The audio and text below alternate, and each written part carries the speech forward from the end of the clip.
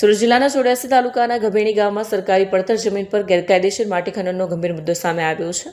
સમય મર્યાદા પૂર્ણ થયા બાદ પણ ખનન ચાલુ રાખવામાં આવ્યું છે અને ખોદાયેલ માટીનો વ્યાપારી ઉપયોગ કરવામાં આવ્યો છે. આ સમગ્ર મામલે તંત્રની સંડોવણી હોવાનો પણ સંદેહ વ્યક્ત કરવામાં આવ્યો છે.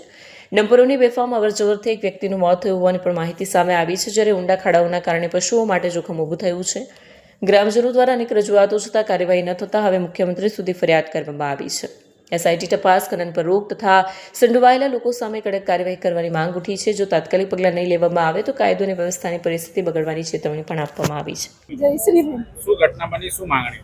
અમારા પતિને એક્સિડન્ટ થયું, તે પ્રમાણે બીજાનું કોઈનું થવું નહીં જોઈએ ગામમાં, એટલે અમે એમ કે આ ટ્રક બંધ કરાવી દો. બીજું કંઈ નથી માંગતા કે અમારા સાથે થયું તે બીજા સાથે નહીં થવું જોઈએ. કેટલી ફાસ્ટ દોડે છે ટ્રક? બહુ ફાસ્ટ જાય, અંદર એટલે લઈ ટ્રક. અંજલિ પટેલ. અંજલિ, શું થયું છે આખું ઘટના પર? ગભેણી ગામમાં માટી ચોરીનું કામ થાય છે. એકચ્યુઅલી અમે આગળ પણ કમ્પ્લેન કરી હતી, એ લોકોએ કંઈ એક્શન લીધી નથી. એમાં એકચ્યુઅલી એ લોકો એટલી રફ રીતે ડ્રાઇવિંગ કરે છે, એમાં કેટલા લોકોના એક્સિડન્ટ પણ થયા છે અને ખબર નથી પડી સરકાર કેવી રીતે પરમિશન આપી દે છે. મતલબ આખું માની લો ને, પોલિટિશિયન આખું પૈસા પર જ ચાલે છે.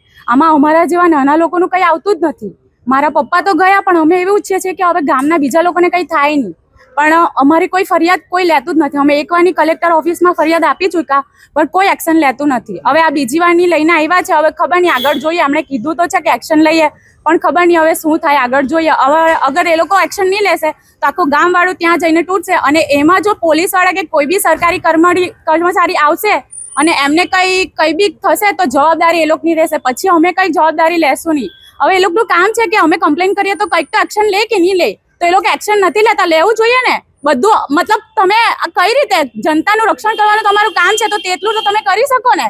અમે કમ્પ્લેન કરીએ એટલું પણ એ લોકો એક્શન નથી લેતા. અને પોલીસવાળા તો ડાયરેક્ટ બધું આખું સચિન બધું જ, એટલે બધાને એ લોકોએ પોલીસવાળાને પણ આખા પૈસાથી ભરી દીધા છે ડાયરેક્ટ. મતલબ માની લો ને, અમે ઉપર સંદીપ દેસાઈ સુધી બી ગયા છે ને એ લોકોએ બી અમારી વાત નથી સાંભળી.